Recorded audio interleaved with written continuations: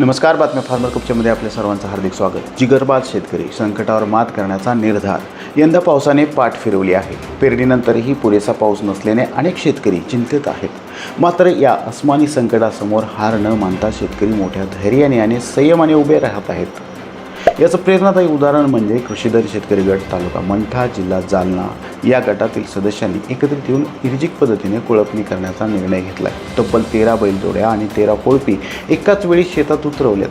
सामूहिक श्रम, एकजूट आणि जिद्दीच्या बळावर शेतकऱ्यांनी वेळेत कुळपणी पूर्ण केली आहे. ही केवळ कुळपणी नाही, तर संकटात मात करण्याचा निर्धार आहे. धैर्य, संयम, एकता आणि मेहनत यांचं हे जिवंत उदाहरण आहे. इतर शेतकऱ्यांसाठी ही प्रेरणादायी कहाणी ठरत आहे.